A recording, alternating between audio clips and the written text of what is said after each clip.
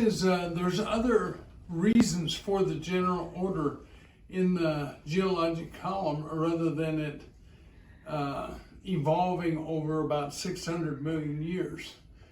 And so when it comes down to it, chemical evolution and macroevolution are both based on belief, not scientific facts. Now, microevolution is based on scientific facts that can be proven, and we know that that's true. So, basically what's happening is only one belief system is being taught in our public schools, and that's that evolution is fact, basically, when in reality, two of the three legs it stands on is based on belief. Now here's off of the American Atheist website, you can see that non-religion is growing in the United States by almost 1 percentage point per year.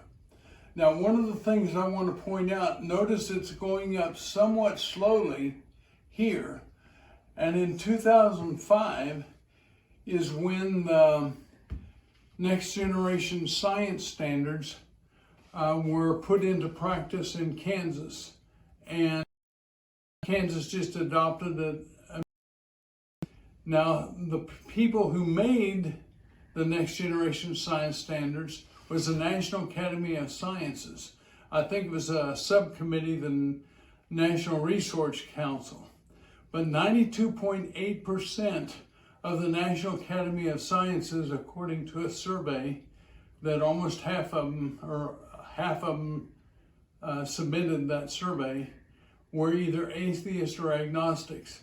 And a theist, you have to believe like they do because you're invited into this organization.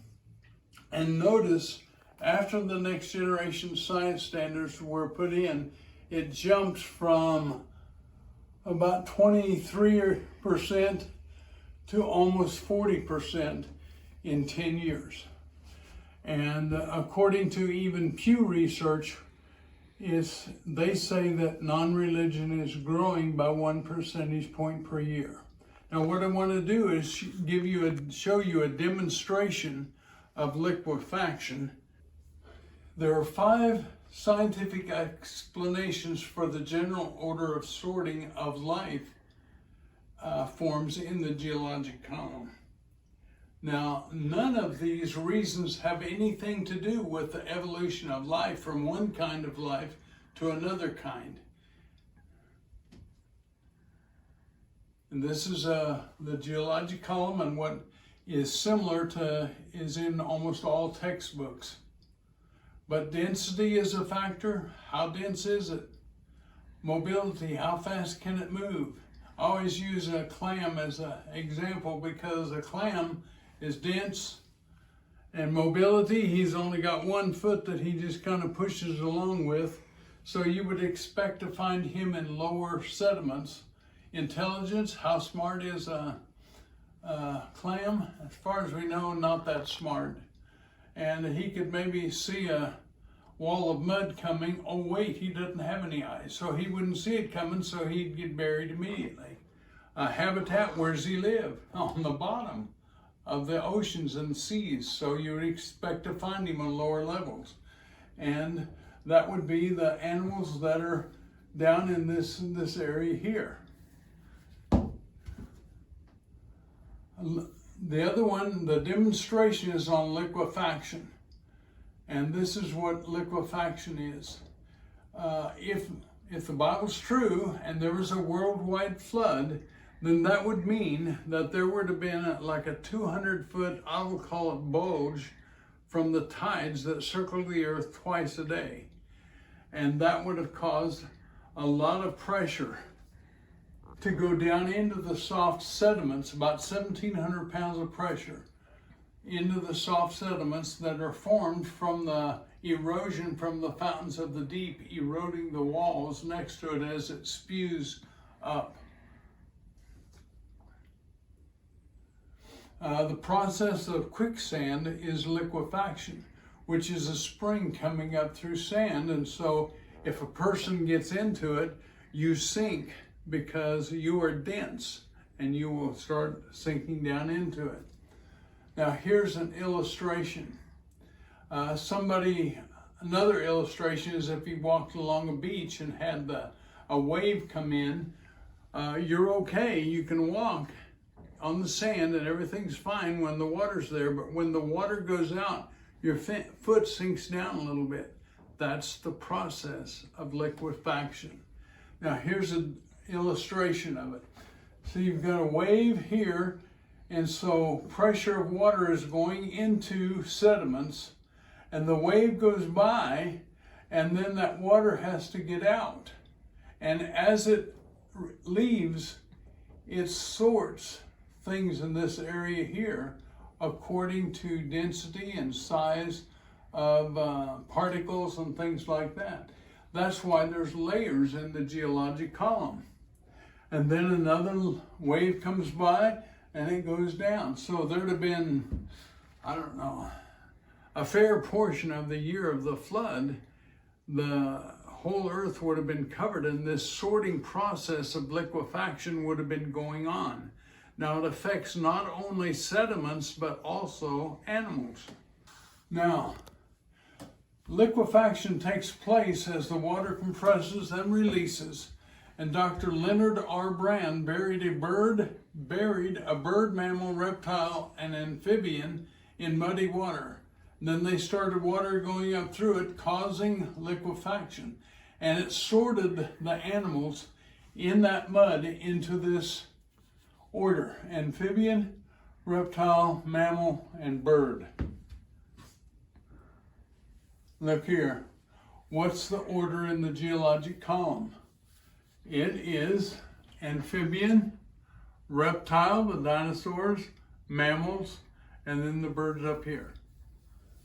So that shows that the sorting, general sorting in the geologic column could be from another reason other than the evolution of life. Now another one, in an unpublished experiment at Loma Linda University, a dead bird, mammal, reptile, and amphibian were placed in an open water tank. That experiment showed that the natural order of settling following the death was amphibian, reptile, mammal, and bird. This order of relative buoyancy correlates closely with the evolutionary order, but of course evolution did not cause it. Okay, this is a demonstration of liquefaction. We've got water in this bottle and a tube connected to it. And as we raise this end up, the water goes through this tube and up into this, and there's a strainer in there that keeps the sediment from coming down in there, and the water starts going up through it. Now, we will watch right in this area here is where the sorting will take place. So, it's my granddaughter. Mackenzie's gonna raise it up and put the water through it. Just raise it clear up.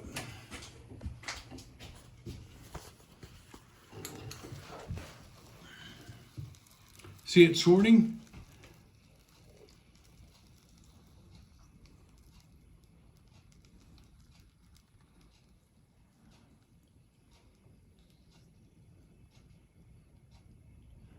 As soon as the water gets all out, then go ahead and push it down, Mackenzie.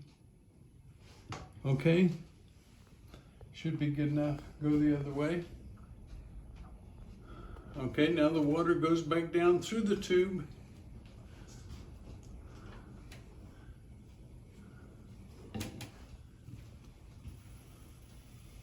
Again, there shouldn't be anything going on now other than the water going down through the sediments. Okay, you can already see the large rocks are all at the bottom, or not all of them, but a bunch of them.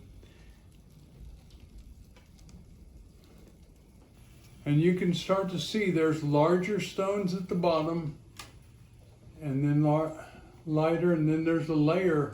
We have some Oklahoma dirt, red dirt, and it's clear at the top on this side now.